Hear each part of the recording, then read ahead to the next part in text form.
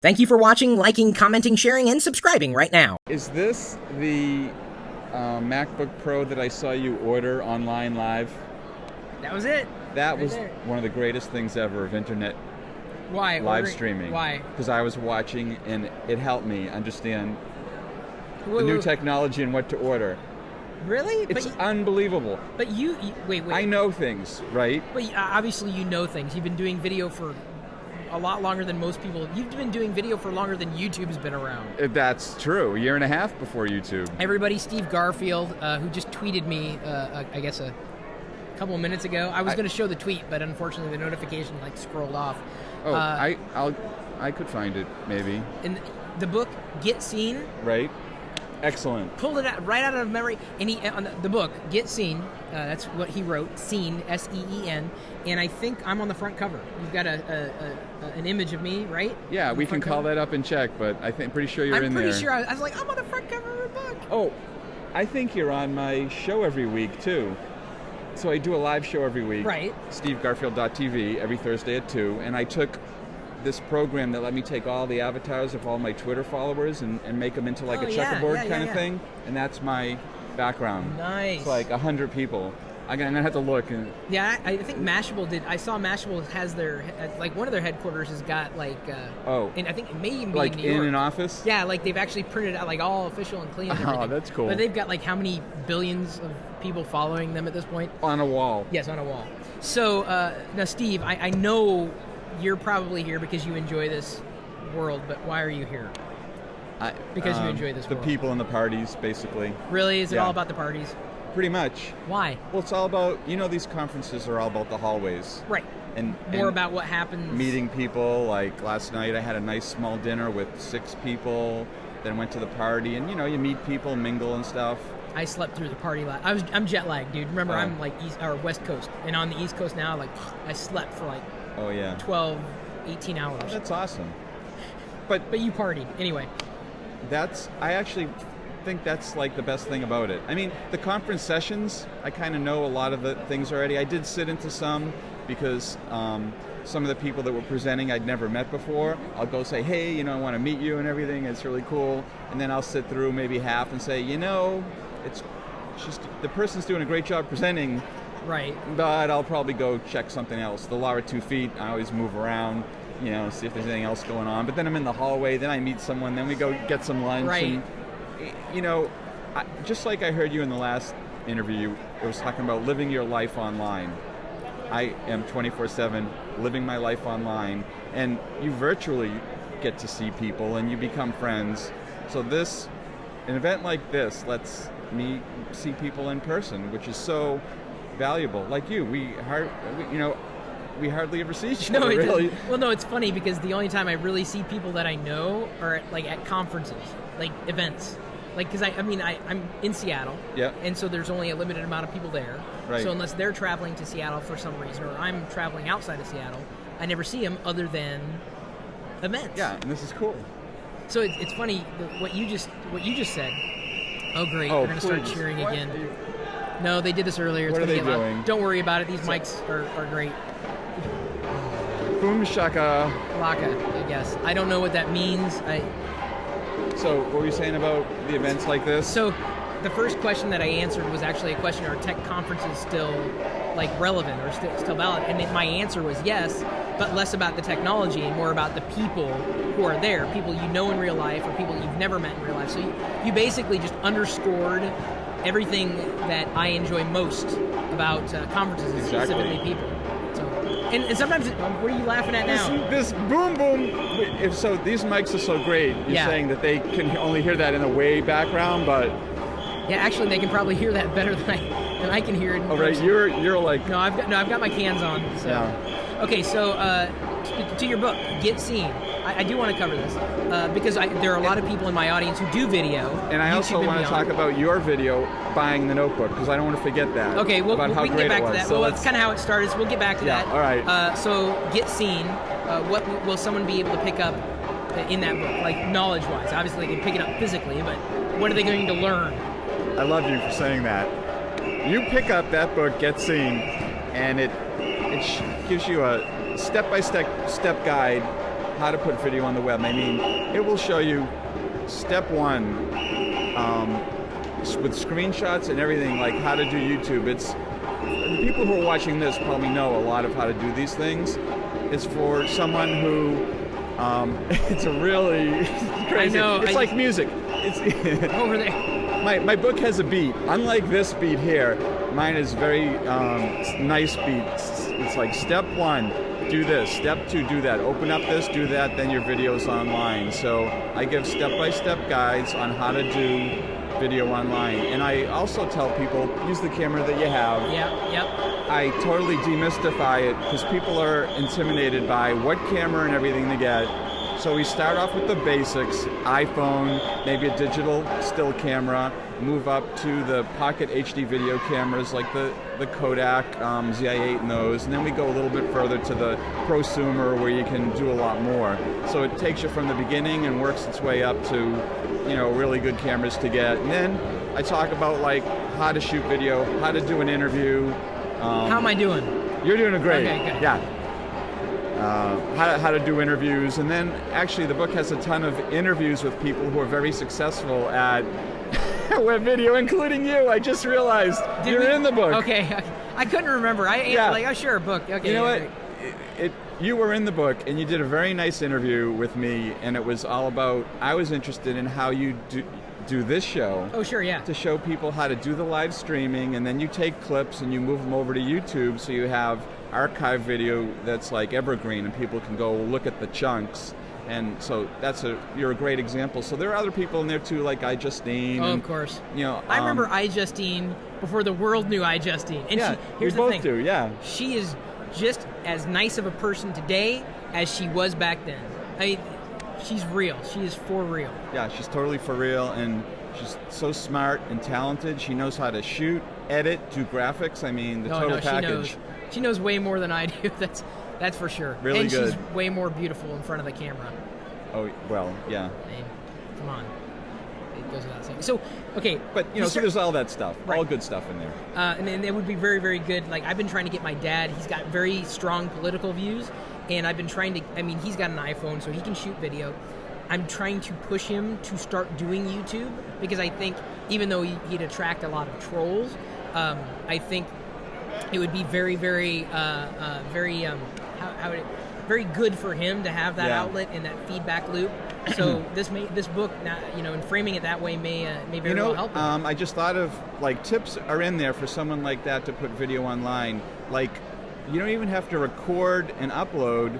Both YouTube and Facebook let you record directly. Yeah. So there's an upload button, and I show people, well, there's an upload button, but if you click this other one, record, you can record off your webcam and put it right up. But the only challenge I see to that is the audio quality tends to be, because they're using a webcam or whatever, yeah. and there's no monitoring and there's no limiting, so the audio always tends to turn out very bad.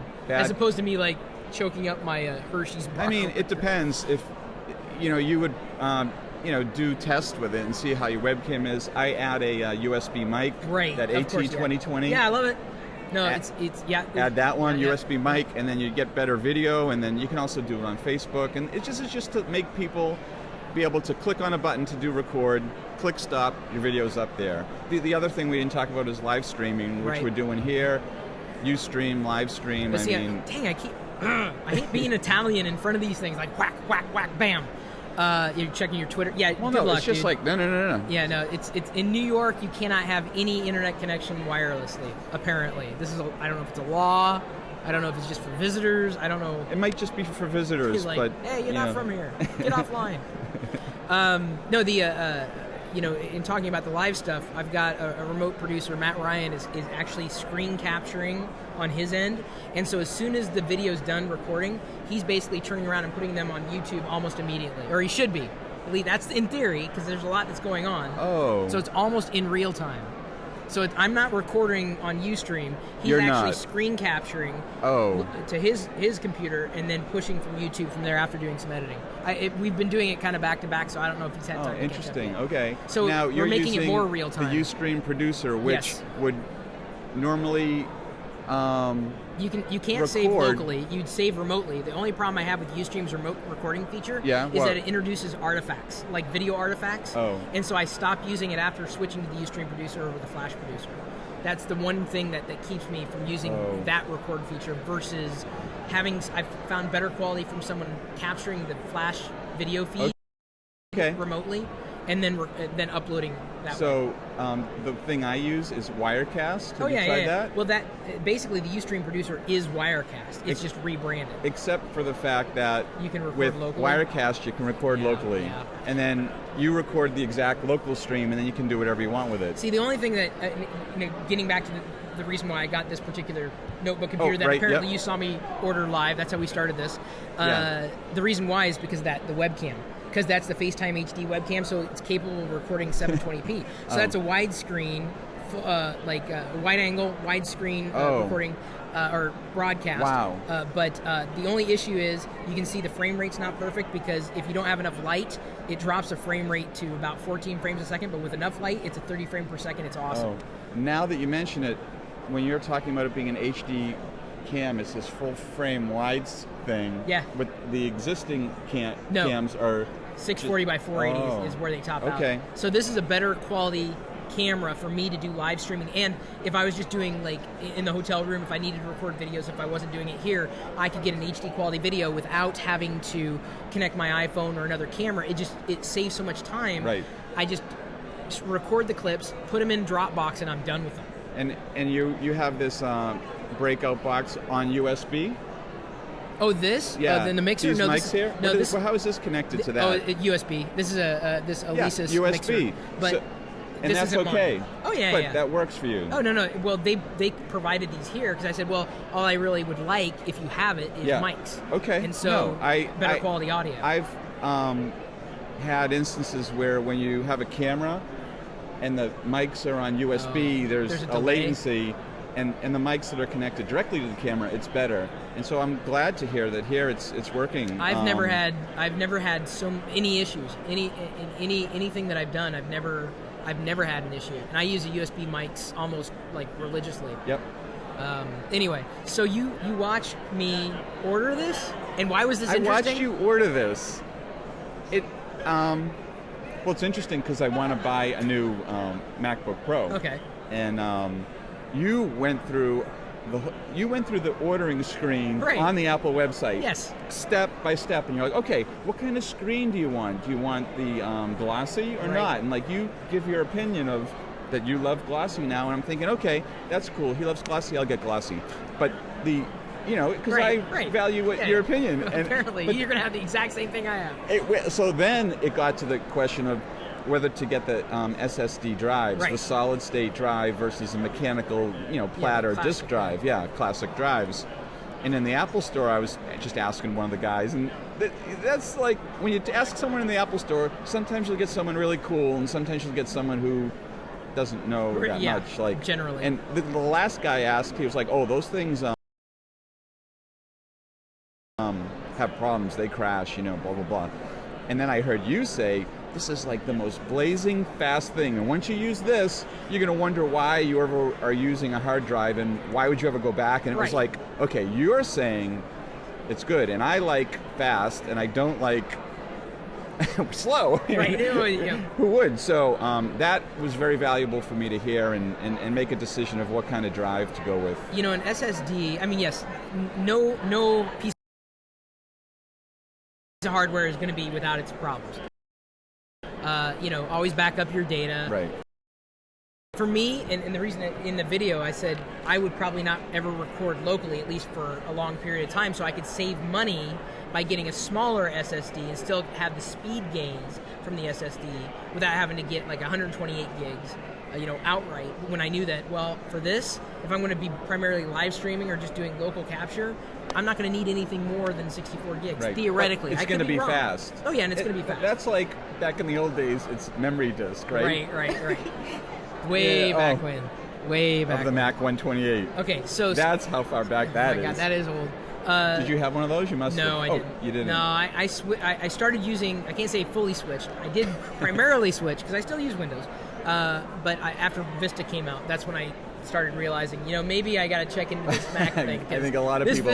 this Vista thing is not making me very happy. Windows 7 has been great, but... oh, good to know. Yeah, Vista, no. 7, yes.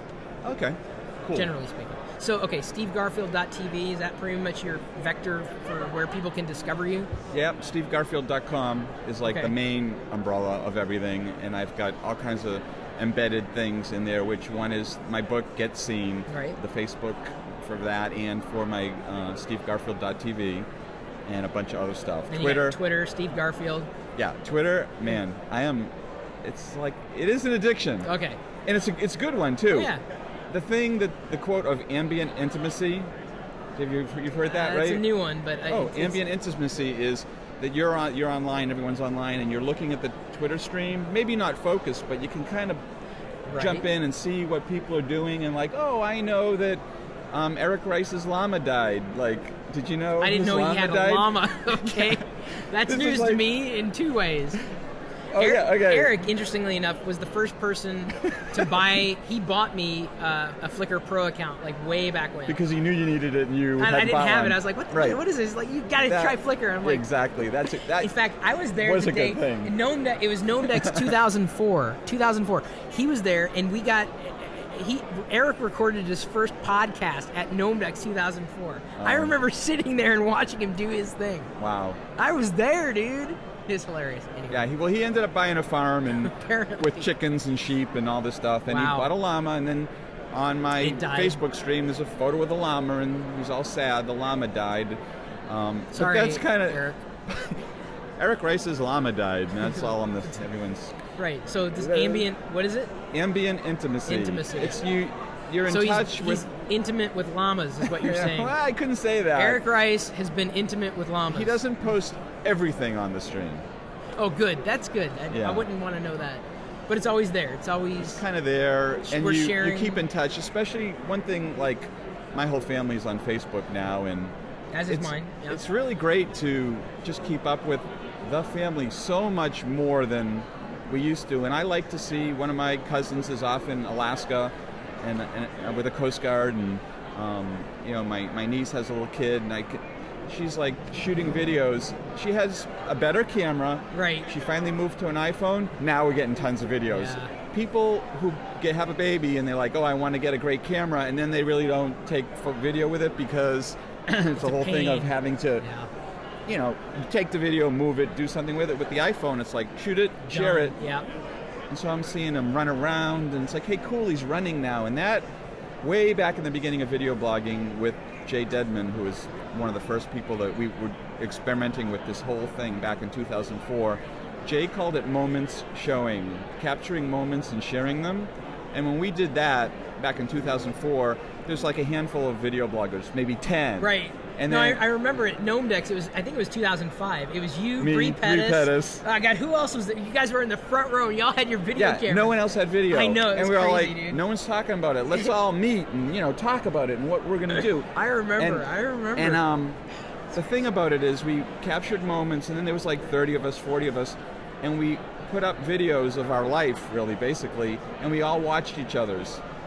So we got to know each other, and without ever having met, when we finally met, it was like, dude, I feel like I already know you. Right. That's this thing, right? A lot more people know about it now, but back then, we were like, wow, this is powerful what we're doing. And I think now, like years later, businesses are starting to realize that, okay, if I'm authentic and real and do videos not in a TV commercial way, but like just say, hey, here I am, here's my business, let me show you around. That's the stuff we were doing way back then, and it's like on a really deep level, this way that people can get to know you, And so I think we're coming full circle back to people finding out about, sharing the moments. And when I talk about the ambient intimacy in my family, and I see that little moment from my niece, all the moments put together will tell a story. Yeah. And Jay used to always say, if we capture these moments and save them, people will be able to look back, like the grandkids will be able to look back and say, oh, let's look at all these moments, and there's the life. And that's getting me, and like all the crap that I've put online, I if my great grand whatever is watching this. Oh, now, right, because it's going to be archived. Yeah, exactly. I apologize for everything, all the genetics that I've passed along. I'm sorry. That's really all I can say to future generations in my bloodline. You know, if I get to the point where I can actually mate with somebody. Hasn't quite happened yet. I'm working on it, slowly but surely. Cool. I got to get them to agree to it. You know, it's usually like, oh, hell no. That's how, like, if I say babies, no, they're scared. Yeah. Usually it's the other way. Usually it's the guys like, babies, no. Now, with me, it's always women, babies, no. What? What? Is it my... Seriously, I think it's because of the short genetics. I had to adjust the screen because you are so freaking tall. Yeah, it's kind of down like this. His head was isn't just, like, right. clipped so off. It's better if I'm like... So, I'm sitting up, he's slouching, and somewhere we meet in the middle. There, somewhere. Either way. This is great. Yeah, thank you, Steve. Yeah, good to see you. Yeah, you as well. Like I said, it's always at these types of events. Very cool. These wonderful events.